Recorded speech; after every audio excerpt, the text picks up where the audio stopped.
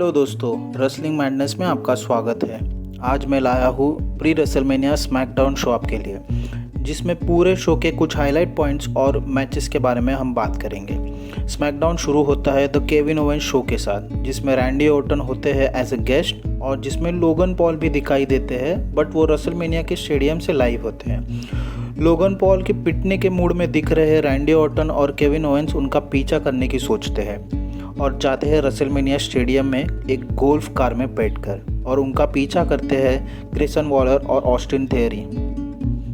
तभी Andre the giant memorial battle royal की शुरुआत होती है स्मैकडाउन पे, जिसमें कई सुपरस्टार्स पार्ट लेते हैं। कुछ अच्छे स्पॉट दिखाई देते हैं, जैसे कि ओमोस ने अकीरा तोजावा को एक पावरफुल स्लैम दे दी लगभग 10 फीट हाइट से। मैच में आखिरकार 2 सुपरस्टार बचते हैं, बिग ब्रॉन्सन रीड और द वाइकिंग रेडर्स के आइवार। एक और बढ़िया स्पॉट दिखता है जब दोनों जायंट्स एक दूसरे को रनिंग बॉडी स्लैम देते हैं। ब्रॉन्सन रीड आइवार को एक स्लैम और क्लोज लाइन देकर बाहर कर देते हैं।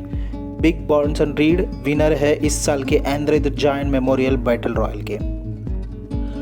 आगे लोगन पॉल आते हैं करंट स्मैकडाउन शो पर, और वो खुद को स्ट्रैटेजिस्ट बताते हैं कि वो यहाँ पे है और ऑर्टन और ओवेंस उन्हें दूसरे स्टेडियम में ढूंढ रहे हैं। उन्होंने बताया कि उन्होंने हायर किया है ग्रेसन वॉलर और ऑस्टिन थियरी को एक कैमरामैन के साथ, जो ऑर्टन और ओवेंस पर नज़र रखेंगे। तभी वॉलर और ऑस्टिन थियरी बताते हैं एक वीडियो के थ्रू कि रेसलमेनिया स्टेडियम में ऑर्टन और ओवेंस नहीं है। ये देख के शॉक हुए लोगन पॉल कहते हैं कि स्टेडियम में आप ढूंढो, पर ऑर्टन और ओवेंस वहाँ पे नहीं होते हैं, क्योंकि वो होते हैं लोगन पॉल के पीछे करंट स्मैकडाउन शो पे, जिसे देख के लोगन पॉल पर बहुत कंफ्यूज हो जाते हैं। फिर ओवेंस एक स्टनर और ऑर्टन एक आरक्यू दे के लोगन पॉल को बाहर फेंक देते हैं। तभी बैक स्टेज पे ड्रैगन ली, जो इंजर्ड गिरे पड़े दिखाई देते हैं कार्लिटो की गोद में। मैंने आपको पिछले रेसलमेनिया के प्रेडिक्शन वीडियो में बताया था करके कार्लिटो हील टर्न करेंगे, तो बस ये मान लो जो ड्रैगन ली यहाँ पे इंजर्ड दिखाई दे रहे हैं वो कार्लिटो की करामत है। शो पे अगला मैच होता है इलेक्ट्रा लोपेज वर्सेस जेलिना वेगा का। इलेक्ट्रा जो एक नया कैरेक्टर है लेगाडो डेल फैंटास्मा में, पर इस एंट्री के साथ अंद्रादे भी दिखाई देते हैं, जो कि एक नया ट्विस्ट है स्टोरी में डोमिनिक मिस्टीरियो के साथ और सैंटोस एस्कोबार के साथ। ये मैच इलेक्ट्रा जीतती है डोमिनिक मिस्टीरियो के इंटरफेरेंस के साथ, पर असली टर्न तो अभी आना बाकी है। अंद्रादे जो डोमिनिक और सैंटोस के साथ एंट्री कर रहे होते हैं, वो हील टर्न कर जाते हैं डोमिनिक और सैंटोस एस्कोबार पे और उनके ऊपर अटैक कर देते हैं। अंद्रादे रे मिस्टीरियो के साथ हाथ मिला लेते हैं और ये एक हील टर्न फिर से हुआ। रेसलमेनिया अपडेट, अंद्रादे ही रेसलमेनिया में रे मिस्टीरियो के साथ टैग टीम में होंगे इंजर्ड ड्रैगन ली की जगह। आगे शो में Jade Cargill, Naomi, Bianca WrestleMania excited होते हैं और डैमेज कंट्रोल को चैलेंज करती दिखाई देती है। जे उसो भी रेसलमेनिया एक्साइटेड दिखाई देते हैं। शो पे अगला मैच होता है New Catch Republic Pete Dunne and Tyler Bate versus A Town Down Under Austin Theory और ग्रेसन वॉलर। काफ़ी यूनिक मूव्स के साथ मैच दिखाई देता है। ऐसी ही उम्मीद मिड लेवल टैलेंट से होती है और वो काफ़ी अच्छे दिखाई भी देते हैं मैच में। कुछ अच्छे स्पॉट्स देखने मिले। एक स्पॉट में ऑस्टिन जो लीगल नहीं होते हुए भी टाइलर बेट को पिन करने देखते हैं, पर सही वक्त पे वॉलर आके उनको पुश कर देते हैं। ये मैच न्यू कैच रिपब्लिक जीतती है पिनफॉल से। पर मैच ख़त्म होते ही जजमेंट डे की एंट्री होती है क्राउड से। ये जो स्टाइल है क्राउड से एंट्री करना, ये ट्रिपल एच के एरा में अभी फिर से बढ़ गया है, जो देखने में काफ़ी अच्छा होता है दिखता है। जजमेंट डे के सारे मेंबर्स बाकी टीम मेंबर्स के सुपरस्टार्स को धोते हैं।